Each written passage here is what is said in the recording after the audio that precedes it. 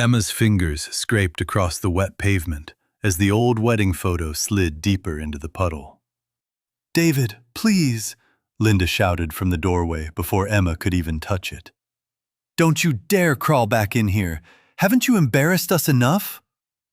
David's grip tightened around Emma's arm as he yanked her toward the front gate. "You're leaving this house with absolutely nothing." The suitcase flew past her and burst open in the street. A few dresses spilled onto the curb. A framed photo cracked. A book landed face down in dirty water. Vanessa stood on the porch in silk pajamas, one hand holding her phone, the other resting on her hip. She was recording, smiling, enjoying every second of it. "Oh, look at her," Vanessa said with a laugh. "Still acting like the victim. She never deserved this family." Emma lost her balance and fell hard to her knees. The sound made two neighbors peek through their curtains. A porch light turned on across the street. Another phone came out. More whispers. David stepped closer, jaw tight, eyes cold. "You should have left with dignity when I gave you the chance." Emma stared at the ruined wedding photo floating in the puddle. Her own smiling face stared back at her beside David's younger, hopeful one. For one brief second, something painful flickered in her eyes. But she didn't scream. She didn't beg. She didn't expose anything.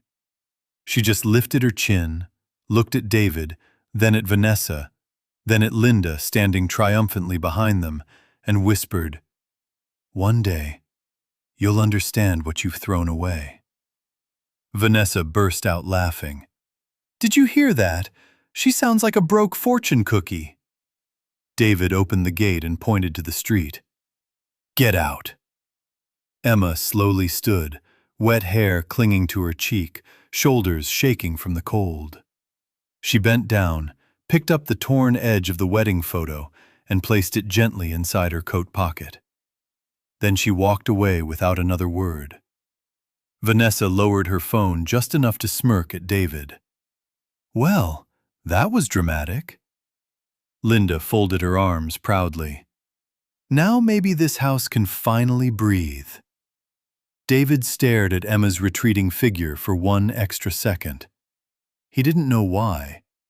Maybe it was because she hadn't begged. Maybe it was because she hadn't fought. Maybe it was because, after everything, she still looked like the only one there who knew something the others didn't. The screen cut to black. The title appeared. By the time Emma reached the end of the block, the rain had softened into a mist. She stopped beneath a flickering street lamp, set the broken suitcase upright, and stood perfectly still. No tears. No trembling breakdown, just silence. Then she reached into her coat, pulled out an old phone, and made one call. The line clicked almost immediately. Emma spoke in a calm, even voice. "Move tomorrow's meeting forward."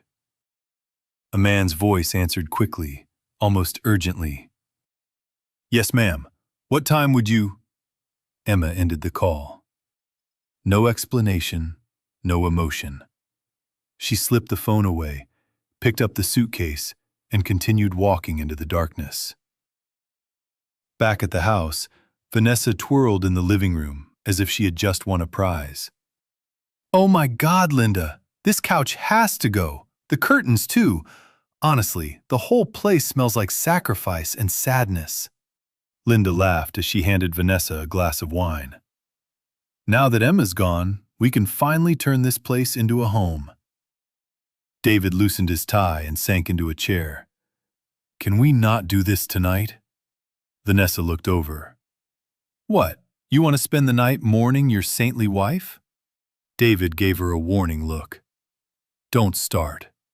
She walked over, sat on the arm of his chair, and brushed a hand through his hair. "I'm not starting anything. I'm just saying, your life begins now." Linda nodded. "She held you back for years, David. You were too blind to see it. That woman brought nothing to this family but bad luck and cheap sweaters. David didn't answer. His eyes went to the corner where Emma used to keep a tiny plant on the shelf. It was gone. He wasn't sure why he noticed. The next morning, Emma sat alone at a small diner near the edge of town, a cup of coffee cooling untouched in front of her. Her suitcase rested beside her booth.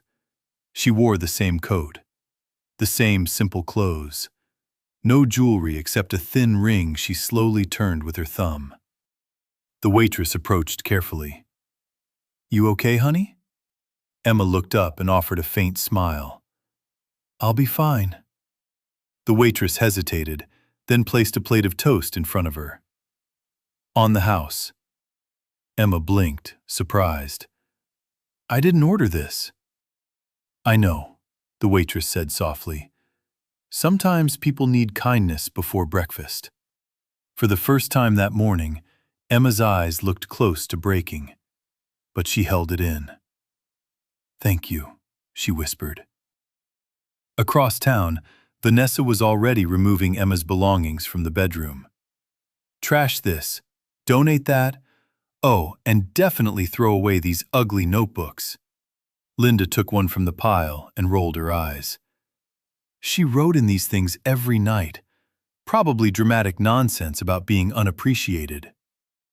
Vanessa opened a drawer and found a carefully folded receipt, an old business card, and a small key with no label. "Huh." She held up the key. "What do you think this opens?" Linda snatched it away. "Nothing important. If it mattered, she'd have taken it." Vanessa smiled. "Maybe it's a storage unit full of cheap memories." David entered just as Vanessa tossed another stack of Emma's things into a box. "Leave that stuff alone for now." Vanessa stared at him. "Seriously?" "I said leave it." Linda frowned. "David, why are you defending her things after what she put you through?" He rubbed his temple.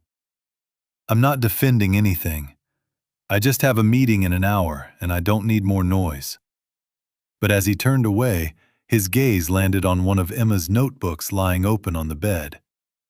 A single sentence had been written across the page in neat handwriting.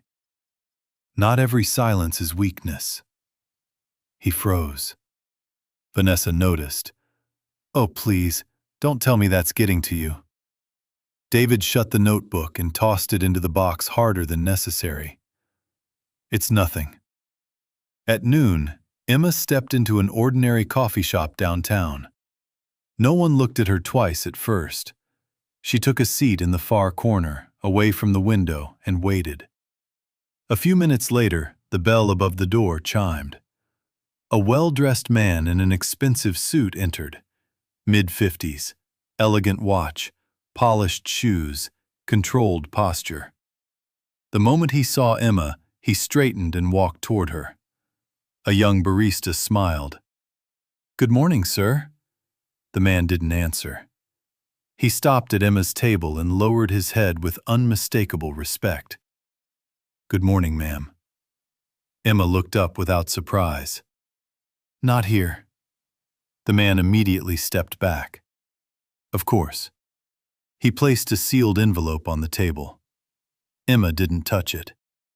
The man gave the slightest nod and left the shop as quickly as he had entered. The barista stared. A student at the next table frowned. Emma finished her coffee, picked up the envelope, and slipped it into her bag without opening it. Outside, a black luxury car waited at the curb. Emma glanced at it once. The driver got out and moved toward the rear door. Emma shook her head. "Please leave." The driver paused. "Yes, ma'am." The car drove away. A homeless veteran sitting near the entrance looked at Emma with confusion.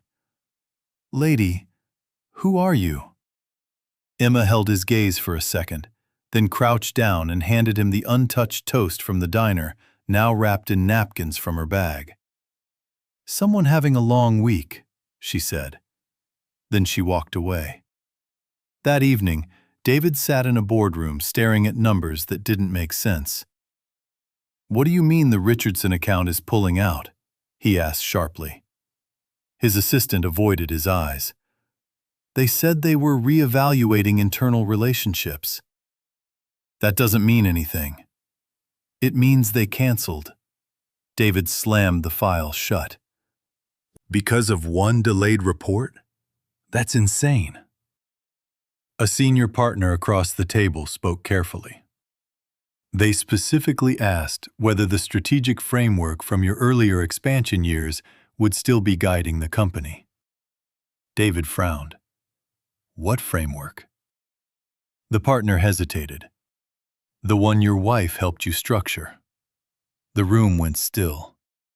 David laughed once, cold and disbelieving. "Emma didn't structure anything. She wasn't in the business." The partner adjusted his glasses. "With respect, David, there were several meetings in the early years where she—" David cut him off. "She brought coffee. That's all." No one responded. That silence annoyed him more than disagreement would have. That night, Emma rented a small furnished apartment under a different name. The landlord apologized for the size. "It's not much." Emma ran a hand across the windowsill and smiled. "It's quiet. That's enough." After the landlord left, she finally opened the envelope from the coffee shop. Inside were several documents, a list of names, and one handwritten note. "The board refuses to proceed without your final authorization." She folded everything back up, placed it neatly in a drawer, and turned off the light. Across town, Vanessa stood in front of Emma's old mirror, wearing one of Emma's forgotten silk scarves. "It actually looks better on me," she said. Linda laughed from the bed. "Everything does." David entered with a drink in his hand, but no smile on his face. Vanessa caught it. "Don't tell me you're still thinking about that woman." "I'm thinking about my company losing 2 clients in one day." Vanessa walked up behind him and wrapped her arms around his waist. "Then stop thinking like a sentimental husband and start thinking like a man who's finally free. You'll recover." David looked at her reflection in the mirror. For a second, he remembered Emma standing in the same spot, adjusting his tie before his biggest presentation years ago, whispering, "Speak slower when you're nervous. People trust calm." He pulled away. Vanessa's expression cooled. "What was that?" "Nothing." "No," she said. "That was something." Linda stepped in. "He's stressed. Don't make this about you." Vanessa turned. "About me? I'm the only one helping him move forward." David put down his glass. "I need air." He walked out before either woman could stop him. On the porch, one of the neighbors, Mrs. Carter, was watering plants under the moonlight. She looked over with obvious judgment. "You moved fast." David stiffened. "Excuse me?" She shrugged. "Your wife spent 3 winters bringing me soup after my surgery. I suppose loyalty isn't as fashionable as silk robes." He stared at her. She turned away and kept watering her flowers. For the first time all day, David felt something close to shame. 2 days later, Emma sat at a public library using an old desktop computer. She wasn't searching for jobs. She wasn't looking for apartments. She was reading a long financial report filled with highlighted notes already waiting in the system. An older librarian approached her quietly. "Miss Ellis?" Emma looked up. The librarian slid a folder across the desk. "This was delivered for you." Emma frowned slightly. "I didn't ask for anything." The librarian smiled. "I know." Inside the folder was a list of meeting schedules, acquisition summaries, and a single access card with no company logo on it. The librarian lowered her voice. If you need the private room again tomorrow, it's already reserved. Emma looked at her. I haven't reserved anything. The librarian gave a small, knowing nod. No, but someone always does. As the woman walked away, a teenage boy at the next computer leaned over and whispered, Are you famous or something? Emma smiled without looking at him. Definitely not. Meanwhile, Linda had invited 2 friends over for tea, just to celebrate Emma's absence. Vanessa paraded around the house, talking about wedding themes and honeymoon destinations. One of Linda's friends, Carol, glanced toward the kitchen. Emma used to make the best lemon cake. Vanessa laughed. Well, she can make it in whatever tiny apartment she found. Linda added, That girl was always too quiet. People mistake quiet for goodness. Carol didn't smile. Or maybe for patience. Before Linda could answer, the doorbell rang. David's assistant stood there, tense and pale. Sir, I need to speak with you. David came into the foyer. What happened? The assistant lowered his voice, but not enough to keep Linda from hearing. 3 more partners suspended communication, and the investors from Chicago canceled dinner tonight. What? They said there are concerns about stability. Vanessa scoffed. Stability? Because of a divorce? That's ridiculous. The assistant shifted awkwardly. They also asked whether Mrs. Carter, whether Emma still has any indirect influence. David's face hardened. Why would they ask that? I don't know, sir. But that wasn't true. Everyone in the room knew he did know. He just didn't want to say it.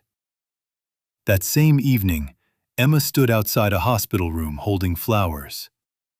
Inside, an elderly woman lay asleep, an oxygen tube beneath her nose.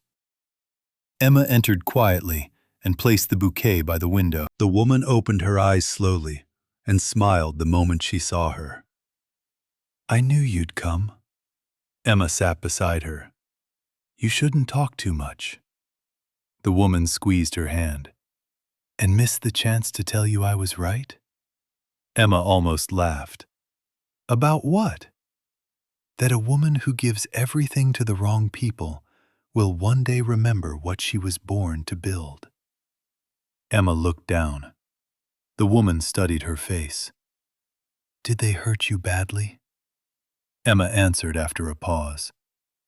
Not in a way they can understand. The woman nodded as if she already knew. Good. That means you'll survive it. As she left the hospital, another luxury car waited near the entrance. Emma didn't stop walking. One of them hurried after her. Ma'am, the board is losing patience. Emma kept moving. Then let them. The vote cannot happen without you. She stopped at last, but didn't turn around.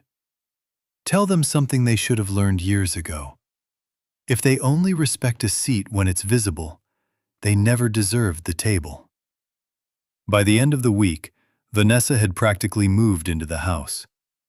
She replaced family photos with modern art. She boxed up kitchenware Emma had bought with her own savings.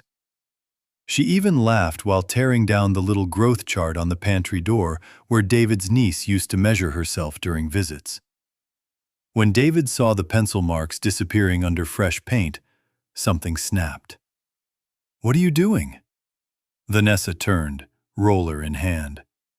Fixing the wall. That wasn't damage.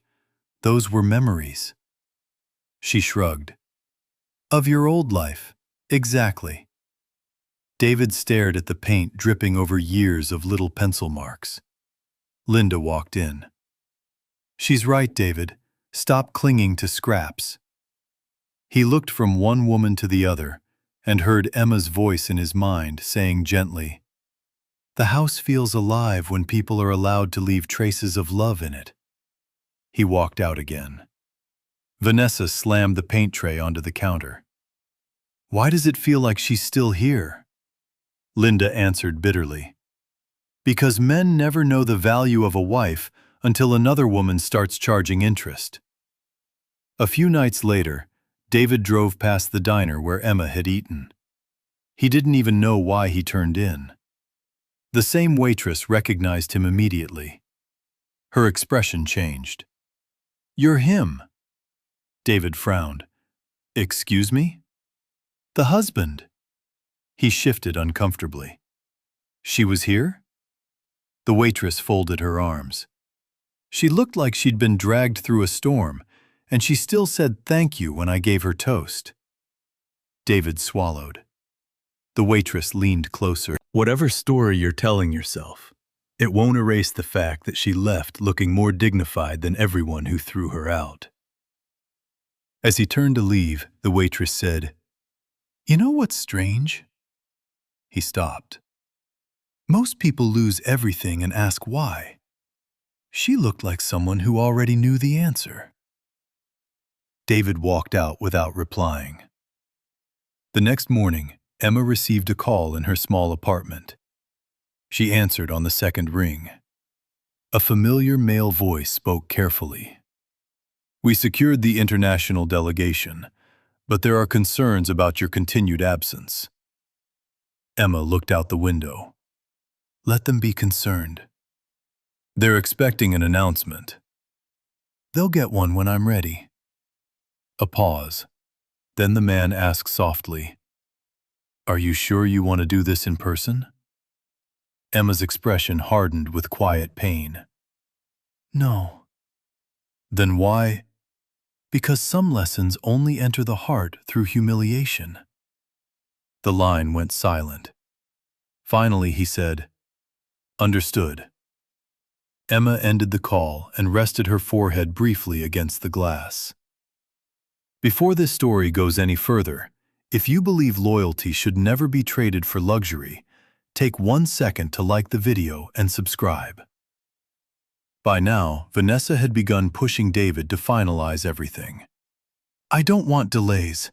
File the divorce papers completely, set the wedding date, and let's move on."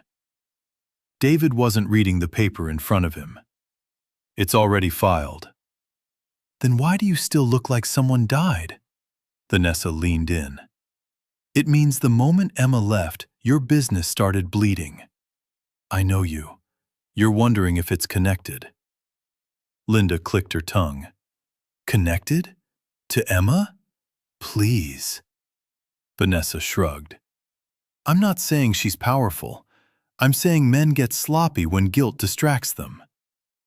David put down the paper. "What if you're wrong?" She leaned in. "About her?" The question hung in the air longer than it should have. Later that afternoon, Emma entered a modest tailor shop with a torn sleeve from her coat. The elderly tailor looked up, startled. "Miss Ellis." She blinked. "You know me?" He recovered too fast. "Only because a gentleman called ahead and said to take care of you." Emma handed him the coat. "I can pay." The tailor shook his head. "It's already taken care of." "By who?" He smiled nervously. "A grateful client." Emma studied him, then the shop, then the ledger on the table where one page had been left open too deliberately. There was a name written there. Reed. She looked back up. The tailor lowered his voice. "He's worried the timing may be too painful." Emma's expression did not change. "Tell him pain isn't the problem." "Then what is?" She took back the repaired coat. "Mercy." That night, David searched Emma's old boxes after everyone went to sleep. He told himself he was looking for financial documents, for something practical, for anything that explained why clients kept asking about her. But what he found was worse. A folder labeled David, Early Plans. Inside were handwritten market ideas, expansion models, staffing charts, pricing structures, and margin notes in Emma's careful script. Every page carried suggestions he recognized, suggestions he had presented years ago as his own inspiration. He sat down slowly on the floor. At the very bottom was a note he had forgotten she ever wrote him. "I know you're afraid no one will take you seriously. Borrow my faith until you can find your own." His breathing changed. For the first time, he wasn't remembering Emma as a burden. He was remembering her as the reason he ever believed he could become more. Upstairs, Vanessa woke and noticed he wasn't in bed. She found him in the study, holding the papers. Her face hardened. "What is that?" David didn't answer. She snatched a page and scanned it. "Business notes? So what?" "So what?" He stood up. "These are mine." She laughed. "Then why are they in her handwriting?" David looked at her, and for once she had no performance ready. "Get out." Linda rushed in. "What's going on?" Vanessa waved the pages. "Apparently, your ex-saint was a secret consultant now." David took the papers back. "Get out." And they finally left. David sat in the dark until sunrise. The following day, reporters began calling his office for comments on rumors of internal instability. At lunch, one of his former mentors met him only to deliver a warning. "David, I'm going to be blunt. People don't trust men who discard loyal partners during public growth periods." David clenched his jaw. "This is personal gossip, not business." The mentor shook his head. "That's where you're wrong. Character is business, especially at your level." He leaned forward. "Fine. Several people liked you, but they respected her.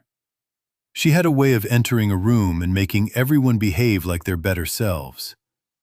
The day you threw her out, you didn't just lose a wife. You told the world what kind of man you become when gratitude gets inconvenient." He stood and left David alone with the bill. Meanwhile, Emma was taken by a discreet side entrance into a private conference floor of an office tower. No company name appeared on the walls. No logos. Just silence, security, and people who looked alarmed the moment they saw her. An executive woman approached first. "Ma'am, the overseas vote has been delayed twice. They're threatening resignation." "Tell them," Emma said, "something they should have learned years ago. If they only respect a seat when it's visible, they never deserve the table."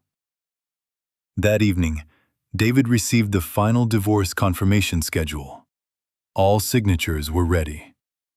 He stared at the document for a long time before driving to Emma's temporary apartment address, one he had quietly gotten from a contact who shouldn't have helped him. When Emma opened the door, neither of them spoke at first. The apartment behind her was simple, clean, bare. A lamp, a chair, a stack of books, one cup on the table. David looked around in disbelief. "You're living here?" Emma answered calmly. "For now." He swallowed. "Why didn't you tell me?" She almost smiled.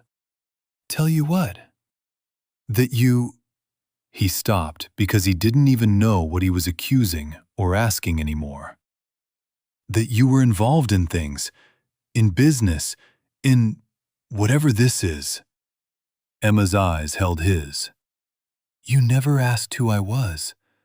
You only asked what I could survive for you." The words landed harder than shouting would have. David stepped inside a little. "The plans I found, all those years. You needed confidence." "So you let me think it was yours?" "No." Her voice remained quiet. "I let you become it." He stared at her. "Why?" "Because I loved you." That answer nearly undid him. He lowered his voice. Emma, is all of this why people are walking away from me? Emma didn't answer immediately. Then she said, people don't always leave because someone pushes them. Sometimes they leave because they finally see clearly. David took that in like a wound. So this is punishment? No, she said. This is exposure. Vanessa's call flashed across his phone screen. He declined it. Emma noticed. You should go. I'm not finished. Yes, she said softly. You were. The night you put my suitcase in the street. He stood there another second, desperate for some sign of softness. Emma gave him none. When he left, he didn't see the black SUV parked half a block away. The next morning, social media in the neighborhood exploded. Someone had posted the old video of Emma being thrown out, Vanessa recording, David dragging, Linda yelling. The comments were merciless. Reporters started circling the street before breakfast. Vanessa panicked. Make them leave! David looked at her with disgust. You recorded it. I didn't think… No, he said bitterly. You didn't. By late afternoon, something even stranger happened. Security barriers, parking requests, media permits, a private coordination team. None of it made sense. And yet by evening, the street looked like it was preparing for an event no one could explain. Emma, meanwhile, sat alone in her apartment with a small box open on the table. Inside was the other half of the old wedding photo. A knock came at the door. The elegant man from the coffee shop. His expression was grave. Everything is ready. Emma looked past him toward the waiting elevator. How many cars? He hesitated. 23. Her eyes narrowed. I asked for less. The international board overruled it. She exhaled slowly. You can still cancel. Emma looked down at the rejoined photo in her hand. Then she tore it cleanly in half again. No, she said. Tomorrow ends this. The next morning, the neighborhood woke to engines. Black sedans, SUVs, 2 limousines, security motorcycles. Neighbors came outside in robes and slippers. Phones rose into the air. Reporters rushed forward. Vanessa stood at the window in a dress she had changed into in less than 3 minutes. Oh my God, she breathed. Linda adjusted her pearls with shaking hands. I knew it. I knew our names still meant something. Executives began stepping out of the vehicles. Men and women in tailored suits. 2 foreign delegates speaking quietly. Flashbulbs exploded across the street. A reporter shouted, Mr. Lawson, are you expecting an acquisition announcement? David raised a hand. I don't know what this is. Then, the longest limousine of all rolled to a stop. The entire crowd shifted. Even the reporters quieted. Daniel Reed emerged. The internationally famous CEO. Recognizable even to the neighbors who only knew him from magazine covers and televised interviews. Vanessa sucked in a breath. Linda nearly glowed. David, this is enormous. Reporters surged forward shouting questions. Daniel Reed didn't answer a single one. Vanessa stepped down the porch steps with a polished smile. Mr. Reed, welcome. I'm Vanessa. He walked past her. The smile froze on her face. Linda lifted a hand. Sir, perhaps you'd like to come inside. He passed her, too. David stepped forward, throat dry. Mr. Reed, I'm David Lawson. If this is about business, we can… Daniel kept walking. At the edge of the crowd, almost unnoticed until that exact second, Emma stood quietly in a simple cream-colored suit. No diamonds, no dramatic entrance. Daniel Reed stopped in front of her. Then, before cameras, neighbors, David, Vanessa, Linda, and the entire stunned street, he bowed his head.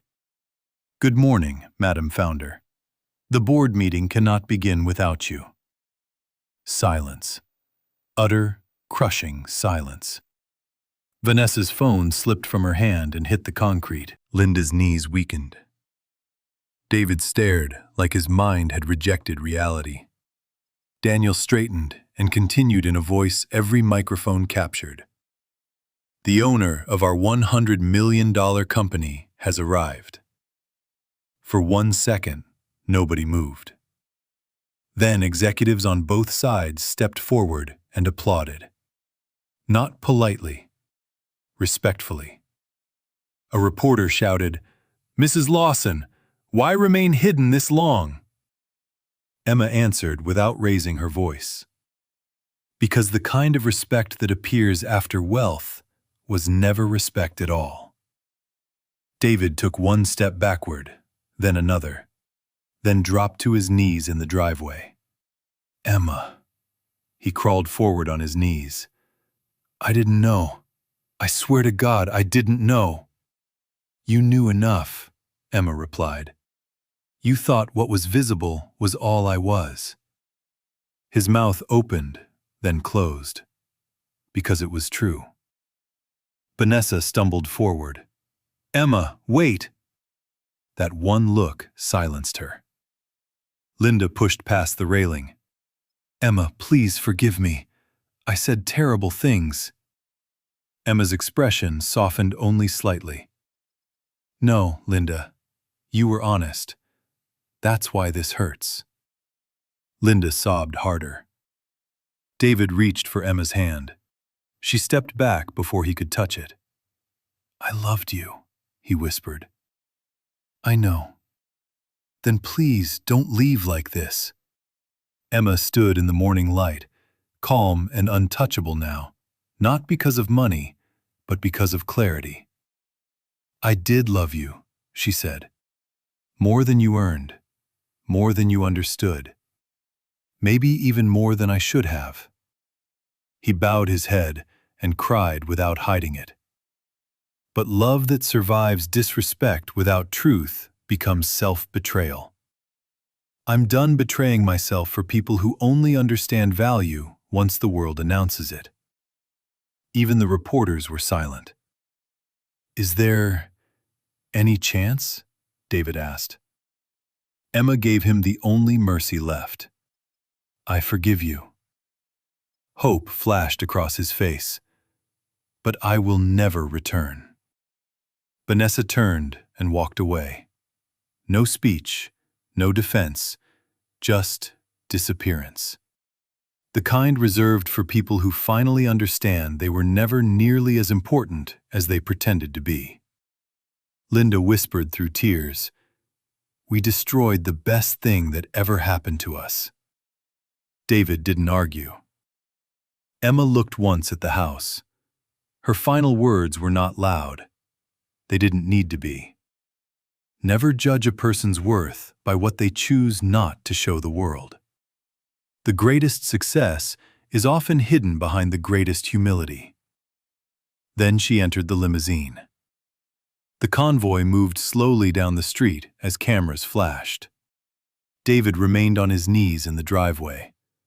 And in that terrible, perfect silence, he finally understood the full cost of what he had thrown away. He had not lost a poor wife. He had lost the greatest woman he would ever know. Narration instructions. Use only one narrator voice throughout the entire script. James.